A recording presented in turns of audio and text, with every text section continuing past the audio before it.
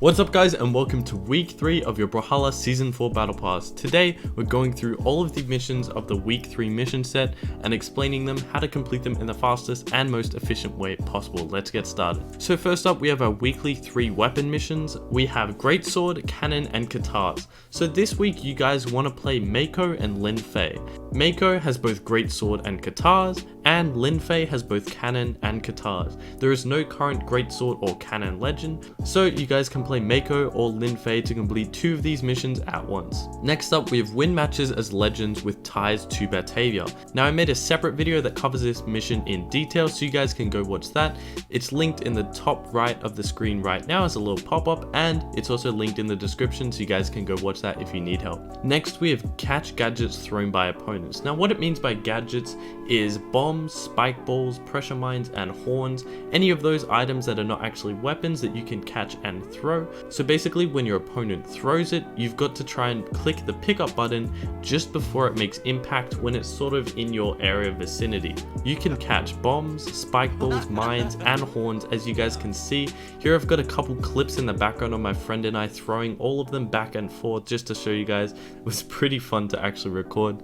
But do be careful. One thing to mention is pressure mines, once they hit the ground, they're like quote activated and they're stuck in the ground, so you need to catch it before it hits the ground. For everything else, you can hit it if it bounces off the ground, as long as it's still like quote active, then it'll count as like being caught from the opponent. Now do keep in mind that it's by opponents, so I don't think it'll work if your teammate throws it, but you could always play something like free for all with a friend and throw them back and forth. That would work just fine.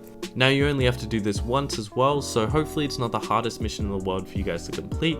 Next up, we have be the first player to pick up an item. So when you first load into the match, all the players are dropped onto the stage and then the first set of weapons are dropped. Now in 1v1s, it's one weapon, in 2v2s, it's a weapon on each side, and basically all you need to do is be the first player to pick up the weapon. This isn't incredibly hard, and even just by playing the game naturally, you're going to get this easily by the end of the season, so don't stress too much about this. And last but not least, we have gravity cancelled or slide charged side sig KOs. Now you guys can do this with any legend and any side sig, any weapon, any legend. As long as it is a side sig, it will count. So what they mean by slide charge sig is what you have to do is charging is just holding it down.